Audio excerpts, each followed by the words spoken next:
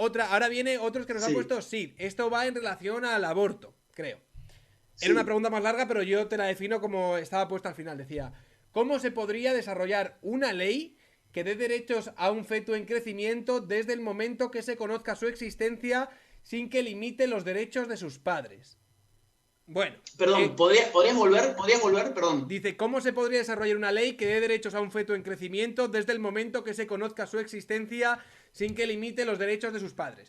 Yo aquí no te pediría tanto que a lo mejor me contestes a esta pregunta, sino que a lo mejor dieses un poco tu opinión a la hora de decirnos cómo se debería articular el aborto en nuestro código de ley, si acaso se debiese articular.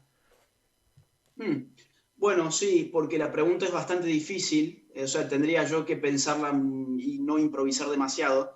Lo que yo te diría, mi posición sobre el aborto, Sí. sé que no vamos a tener la misma posición, pero yo te puedo comentar la mía en todo caso. Mm. Mi posición es la siguiente.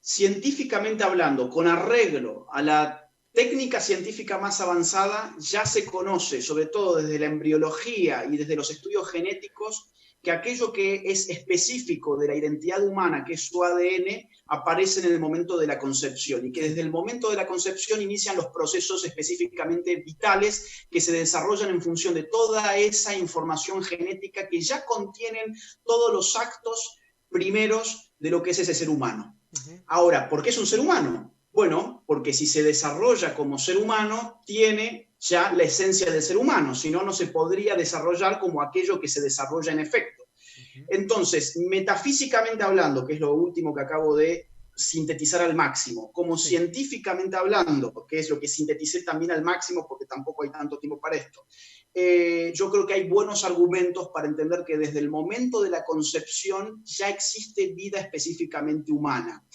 Ahora bien, hay otra biblioteca, tanto en filosofía como en ciencia, que dije, bueno, no, en verdad, por ejemplo, para ser persona se necesita además el concurso del desarrollo de la voluntad y de la razón, y dirá una biblioteca científica, no, bueno, en verdad para ser humano se necesita el desarrollo de tales o cuales órganos vitales, etcétera. Ujú.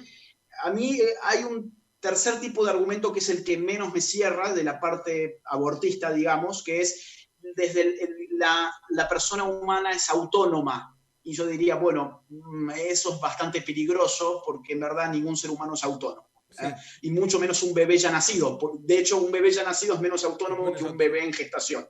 Entonces, ese es el argumento para mí más fácilmente rebatible. Ahora, suponte que tenemos dos bibliotecas, que es lo que de hecho ocurre. Hoy Sí. ocurre eso. Hay una biblioteca de la ciencia y de la filosofía que dice hay vida humana desde el momento de la concepción y hay biblioteca científica y filosófica que dice no, bueno, hacen falta otras cosas más para que podamos considerar eso una persona humana, entonces el aborto está legitimado. Mi posición es la siguiente, si tenemos dos bibliotecas y no hay un acuerdo que Ujú. tenga una cierta certeza sobre el asunto, legislar en función de algo que es irreversible, como es acabar con la vida de ese feto, digamos, Ujú. puede estar entrañando una suerte de genocidio invisible sin que todavía tengamos certeza de lo que se está haciendo. Y Ok. quizás uno está haciendo una atrocidad sin que eso se sepa todavía a ciencia cierta, ¿no? Entonces, mi postura a priori es, digamos, una oposición radical contra el aborto en todas sus O formas. sea, que no estuviese contemplado en ningún marco legal, básicamente. Efectivamente, Vale. efectivamente. Es un Esa es mi poco... posición y luego tengo una posición política, Ujú. que la posición política es que el aborto en verdad a lo que responde es a biopolíticas que han sido diseñadas desde más o menos 1920-1930, época en que aparece la Planned Parenthood en Estados Unidos. En el año 52 se financia la Planned Parenthood digamos, que nace en India, la financia John Rockefeller III, Ujú. con Margaret Sanger a la cabeza, que configura un proyecto de eugenesia social que creo que es lo que está en el fondo de todo esto. Yo no creo que haya tanto interés de la ONU, por ejemplo, por mantener el aborto como servicio esencial en medio de una pandemia, simplemente por el cuento del derecho a decidir y todo eso. Yo creo que Pero eso es hombre, un humo que esconde vías políticas. pero tú... O sea, yo entiendo que... Joder, es una persona inteligente. Entiendo que puede llegar a comprender que ya no te digo virtudes, porque a mí el aborto nunca me parecería una virtud o algo que se debería celebrar, pero sí que tiene una serie de repercusiones sociales barra culturales que han sido importantes. Por ejemplo, en los años 90, cuando ya no tanto se legalizó, pero cuando se empezó a regularizar el aborto en los Estados Unidos, sí que hubo zonas del país donde cayó junto... No, no era la única variable, hay muchas otras variables, pero por ejemplo cayó la criminalidad. Y hay muchos estudios que no están asociados al Planned Parenthood o a teorías abortistas que sí que reconocen, junto con otra serie de variables, que el aborto ha favorecido que haya una mayor... pues ya te digo, una bajada en la criminalidad y un mayor apaciguamiento social, sobre todo en los barrios más desfavorecidos. No, y En no quiero efecto, entrar en yo... un debate muy loco sobre el aborto y tal, porque No, joder, no, es que no. no, claro. Pero justamente eso es lo que a mí más peligroso me parece, que en el fondo del aborto yo creo que esos son los motivos. Yo no creo que en el fondo la discusión por el aborto sea una discusión de derechos de la mujer. Yo creo que incluso, o sea, atrás del aborto yo creo que vos tenés un negocio muy importante que se visualiza muy bien contabilizando las clínicas de Planned Parenthood, que son más de 46.000 en el mundo, compararlo con Pero McDonald's. un apunte, que Sí, exista un negocio como las clínicas sí, de Planned Parenthood o, ¿cómo se llama? Planned sí, Parenthood, en plan sí, Planned Parenthood. paternidad programada. Que exista un negocio con eso no significa que eso sea algo negativo. O sea, el hecho de que existan, digámoslo entre comillas, derechos por los que terceras personas se lucran, no significa que esos derechos o que esos servicios sean ilegítimos. No si lo que hiciera Planned Parenthood sería curar a la gente y no matarla. Ah, bueno. Ese es el punto. O sea, mi problema de raíz con el aborto es ese. De ahí yo derivo todo lo demás y digo, bueno, además esto es un buen negocio. Tenemos 46.000 clínicas abortistas que, según su propia página web, a ver, Sí. te cobra un aborto dentro de los primeros 3 meses hasta $1.500 y lo comparás con McDonald's, que tenés 33.900 sucursales en el mundo, te vas a dar además con un interés económico que está muy por encima del discurso ideológico y te vas a dar cuenta que esa misma gente es la que financia los movimientos abortistas, por ejemplo, de Argentina, de hace 2 años cuando todo esto se debatió. Ahora, te quiero sumar una cosa más, porque creo Sí. que hay algo mucho más importante que la plata. Yo creo que acá hay un tema demográfico.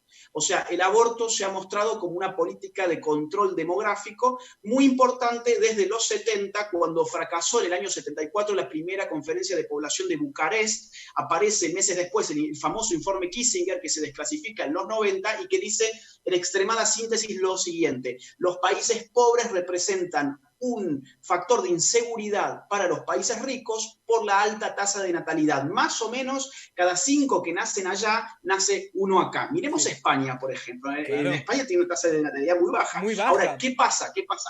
Esta gente consume recursos, número uno. Número dos, contamina. El ecofeminismo está sumamente de moda. Número tres, la migración desde países pobres hacia ricos nos pone a nosotros en problemas. ¿Qué tenemos que hacer? Tenemos que garantizar desde ONU, dice el informe Kissinger, el acceso al aborto de estos países sin que se note que en el fondo hay imperialismo cultural. Así Pero lo vamos dice, a ¿no? ver, al final la baja natalidad de ciertas sociedades yo no creo que esté tan asociada al hecho de que podamos o no podamos abortar, sino al progreso que tienen determinadas sociedades. Quiero decir, es un hecho que las sociedades más avanzadas tienen una tasa de natalidad más baja que los países pobres y las sociedades menos avanzadas. Totalmente, totalmente, coincido con vos. El problema es que yo no pondría por adelante el carro de los caballos. Es decir, no es por tener pocos hijos que las sociedades ricas son ricas. No es, Sí. bueno, vamos a hacer que nazcan menos gente en África y entonces África va a ser como Estados Unidos o como España. No, no. El punto es que cuando uno empieza a tener riqueza, de alguna forma se dan otras condiciones, digamos, Exactamente. sociológicamente hablando. De hecho, la familia para muchos países es una unidad económica. Entonces, yo necesito tener más hijos para que me produzcan en la tierra, por ejemplo, y demás. Entonces, yo diría, no es que acá se tiene más riqueza por tener menos hijos, al revés. Creo que porque tienen más riqueza, finalmente se tiene menos hijos, lo cual, ojo, yo no diría que es progreso, porque se están mostrando muchos problemas. Por ejemplo, ¿cómo financiás a una sociedad anciana, Sí. bueno, vas a tener que traer gente de otro Pero ¿qué es lado, lo no que sé nos cómo está vas a pasando hacer, en ¿no? España, básicamente? O qué es lo que nos va a pasar Exactamente, de aquí, está habiendo un envejecimiento demográfico muy fuerte. Ahora, en todos lados, una sí. última apreciación, porque no me quería Sí, meter, vamos, en el tema del aborto y tal, porque me parece que esto da para debates y debates de horas y de horas, porque me parece sí, algo hipercomplejo, también muy interesante, tengo que sí. decir. Pero desde un punto de vista pragmático, tú, por ejemplo, has definido que la vida empezaría en el momento de la concepción. Entonces, yo aquí tengo dos preguntas como alguien que no está de acuerdo con cómo debería articularse en un marco legislativo todo el tema del aborto con las tesis o con las hipótesis que tú tienes en ese sentido. Una de ellas sería. Entonces, la píldora del día después también debería prohibirse, es decir, una pareja que tiene relaciones sexuales y que se le rompe el condón y que tienen miedo porque no quiere quedarse embarazadas por su situación social o cultural, también debería tener limitado el acceso a estas píldoras del día después porque potencialmente podrían acabar con pues con ese ADN nuevo que se habría formado en sus últimas horas. La píldora del día después, en este caso te estoy preguntando. Y segundo, hostias, ahora se me estaba olvidando un segundo. Vale, venga, voy a Si querés arranco decirte por... esa y mientras me la contestas voy a ver si me acuerdo de la Sí, segunda que sí, ya sí, tenía sí, en tranquilo, tranquilo. Mira, yo te voy a ser completamente franco porque cuando no sé las cosas no las sé, no voy a poner a inventar. Esa pregunta está en función de cómo actúa la píldora del día después. Yo no conozco la ciencia cierta cómo funciona porque he escuchado de todo. He escuchado de gente que dice que efectivamente sería abortista porque actuaría sobre el embrión ya anidado en el útero materno. Hay otra gente que dice que no, que en verdad todavía, digamos, en el momento en el que actúa todavía no hay anidación. Entonces, esa ya más, yo te diría, sería una pregunta, por ejemplo, para un embriólogo. Yo no Ok, la ok, podría ok. responder. Creo que estaría en función de si digamos, el embrión ya gestado, ya existente, ya anidado, es afectado por esa píldora y es lo que yo realmente no sé. Vale. Entonces, la segunda pregunta, que ya me ha vuelto mientras Sí, estábamos debatiendo esto, sería: eh, ¿cómo debería, según tú, nuestro marco legal tratar a las mujeres que acaban abortando? Es decir, ¿se debería juzgar a una mujer que aborta como se juzga a un señor que mata a su hijo o que mata a su suegra o que... no, yo creo que no. Eh, es cierto que la despenalización siempre es la antesala en términos prácticos y políticos de la legalización, que es que ya el Estado no solamente no te pene por ello, sino que además te garantice ese acceso y se abre toda una biopolítica gigantesca. Uh -huh. Pero yo no creo que jamás, a ver, en el Código Penal argentino, de hecho, las penas que desde los años 20 se establece para la mujer que aborta no es nunca igual a la de la mujer que hace un homicidio contra un ser humano, digamos, ya fuera del útero, ¿no? Entonces, ahora bien, yo sí llevaría políticas públicas muy duras, por ejemplo, para con las clínicas clandestinas. Yo sí sería muy duro, no con la mujer que está abortando, sino con las clínicas que ofrecen estos servicios de abortos y además procuraría tratar de pensar por qué una mujer llega a una situación en la que necesita abortar, ¿no? ¿Qué hay en el fondo? Porque hay obviamente una sociología en el fondo, hay una suerte de presión social enorme, hay condiciones económicas que intervienen en el fondo y que llevan a una mujer a desesperarse por el tema de tengo que abortar para poder seguir con mi vida normal. Y ahí creo que sí se pueden pensar políticas públicas de ayuda a la mujer que sí me parecerían en ese caso legítimas. Ahora bien, espérate que se me está pasando algo que es bastante importante. Ok, ya. Yo estoy viendo que el discurso del aborto está modificándose muy rápidamente. El discurso hasta hoy fue como vos lo enunciaste hace algunos minutos, diciendo, nadie quiere pasar por un aborto, nadie considera que un aborto sea algo feliz, pero bueno, es un derecho de la mujer finalmente a elegir abortar o no. Yo veo que ese ya es un discurso que está quedando atrás. El nuevo discurso es otro. El nuevo discurso es, abortar es salud, abortar es algo que te restituye como mujer, el aborto es una panacea, el aborto es una cura. Te voy a dar 3 ejemplos. Sí. Número 1, producción fotográfica de Miley Cyrus para Planned Parenthood, está en su Instagram, la pueden ver.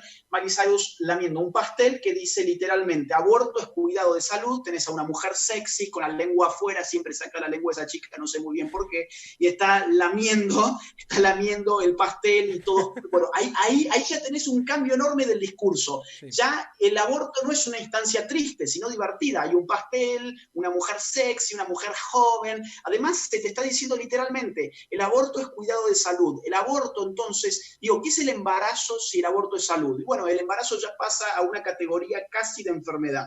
Te voy a poner otro ejemplo. En los Globos de Oro, hace muy poquitos meses, una de las ganadoras, cuando agradeció el premio, dijo algo así, más o menos como, yo hoy estoy aquí porque hace tantos años aborté. ¿Qué es lo que estaba diciendo? Ese aborto representó para mí un éxito. Un éxito. No fue una cosa que a mí me afectó, me entristeció. No. Gracias a eso yo me realicé hoy y hoy tengo este premio gracias a eso. Tercer ejemplo, la ONU hoy en día y la OMS diciendo que, bueno, abortar es una medida sanitaria urgente y esencial para todos los países, aún en el marco del coronavirus, ¿no? Entonces, ¿qué es entonces el embarazo? Bueno, es una enfermedad grave, ¿no? También te uniría todas estas consignas y cánticos de al abortaje y todo este tipo de cosas que hemos encontrado en Claro, este feminista. está modificándose muy rápido eso. Pero bueno, yo en esto creo que diferimos y creo que haría falta pues un directo de otras 2 horas para Ningún elaborar problema, todas las sí. críticas y todas las formas de articular las diferentes formas de aproximarnos a cómo debería regularse el aborto o no regularse, que es lo que en este caso tú propones.